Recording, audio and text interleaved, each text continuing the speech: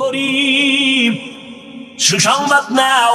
নবী দোয়া করেন, আল্লাহ গরিবী হালাতে আমাকে বাঁচাইয়া রাখিও, গরিবী হালাতে আমাকে মরণ দিও, গরিবদের সাথে আমাকে হাসরের মাঠে উঠাইও।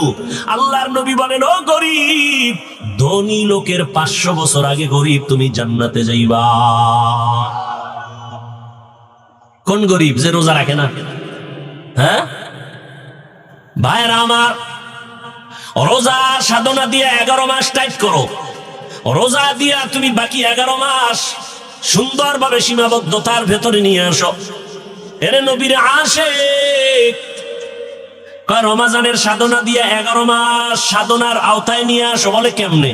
1 নাম্বার, রোজা রাইখা টের পাইছুনি ইফতারির বাকি আছে আধা ঘন্টা, খানা সামনে রেডি, পেটের ভেতরেও ক্ষুধা, পানির পিপাসায় কলিজা ছটফট করে।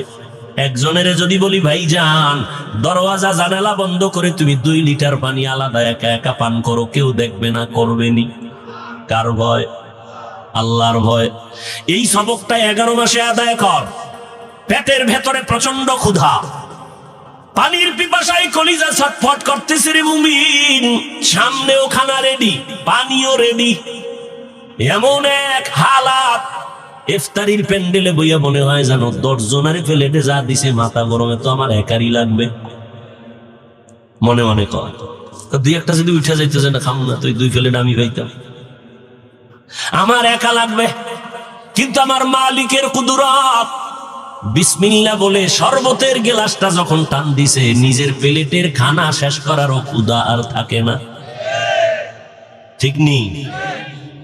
তোর কি পরিমাণ ক্ষুধা, কি পরিমাণ পানির পিপাসা, সামনে খানাও রেডি, পানিও রেডি, খায় না কেন?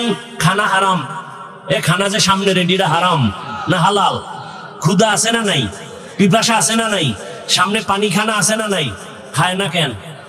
কার ভয়? আল্লাহর ভয়ে। তুমি যেমন রোজাদার, ক্ষুধা আছে, পিপাসা আছে, খানাও আছে, খাও নাই কেন? আল্লাহর বিধানে নিষেধ। এই সবক 11 মাস আদায় করো। হালাল খানা পাইও, ক্ষুধা ছিল, খাই না কেন? আল্লাহ নিষেধ করেছেন। 11 মাসে হারাম খাই কেমনে? এর নাম সাধনা, এর নাম সিয়াম সাধনা। হালাল খানাটাও খাইলাম না ক্ষুধা থাকা সত্ত্বেও, আল্লাহর ভয়। বাকি 11 মাসে হারাম কেমনে খাবো? এই সবক যদি আদায় করে, আমার সমাজের ভিতরে কোনো সন্ত্রাসী চলবে না, আমার সমাজে দুর্নীতি থাকবে না, জুলুম থাকবে না। রোজায় কি শিখায় আর আমরা শিখি কি? রোজার ভিতরে দুর্নীতি, পরের উপায় কি? রোজার ভিতরে দুর্নীতি নাই? ভাইরা আমার, বড় কঠিন হালাত। রমাজান থেকে আর এক সাধনা 11 মাসে করবেন, সেটা হলো সারাদিন বড় লোকেরা রোজা রাইখা দেখো পেটে কেমন ক্ষুধা, কেমন কেমন যেন একটু কষ্ট কষ্ট ভাব। একদিনের রোজায় কেমন ক্ষুধার কষ্ট একটু চিন্তা করো। গরিবেরা 12 মাস কেমনে কষ্ট পায়, গরিবেরা কেমন কষ্ট পায়। বড় লোকেরা ইফতারি খায়, খাইতে পারে অল্প, 10 আইটেম নিয়ে ফালায় দেয়। আর ঈদের দিন জামা কাপড় লাগে না, তারপরও লাগে 5টা, কিনছে 10টা। আর গরিবের 1 সেট জামাও নাই, কিনার মতো টাকাও নাই। কয়েক বছর আগে ঢাকার শহরে নদীর মাঝে, ব্রিজের মাঝখানে দাঁড়া একটা বাবা সন্তানের নদীর মধ্যে ফেলে দিল, জামা কাপড় দিতে পারে নাই লজ্জায়। কত গরিবের চোখে পানি। ঈদের বাজার কেমনে করবে? নিজে না থাক, স্ত্রী ওর দরকার নাই, সন্তানের কি দিব?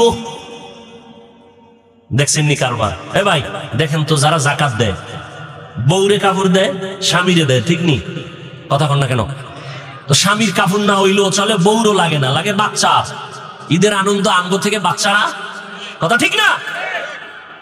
আমাকে বলেন তো, সারা বাংলাদেশে কয়জন আল্লাহর বান্দা খুঁজে পাবেন যে না আজকে আমি প্রতি বছর তো স্বামী বউরে দেই, এই রমজানে ওদের বাচ্চা হিসাব করে 5টা বাচ্চার 5টা সেট কাপড় দেই, মাইয়া আছে 2টা ওর জামা কাপড় দেই, বাচ্চা ছেলে আছে 2-3টা ওর জামা কাপড় দিয়ে দিই ঈদের বাজার? কয়জন পাবেন? সারা বাংলাদেশ ঘুরেন তো। এই চিন্তাও তো মাথায় নাই, এই চিন্তাও মাথায় নাই। অথচ স্বামী কাপড় পায় কিন্তু অন্তরে দুঃখ, বাচ্চারে কি দিব? ঠিক নেই? স্ত্রী একটা শাড়ি পাইছে কিন্তু অন্তর শান্তি নাই, বাচ্চারে কই দিমু, টাকা পামু কই? বুঝেননি? বুঝেন? আফসোস, বড় আফসোস। কারে বুঝামু? কে বুঝবে? বুঝার মানুষ নাই, বুঝানোর মানুষ নাই, বরং সমালোচনা করার মানুষের অভাব নাই। ভাইরা আমার,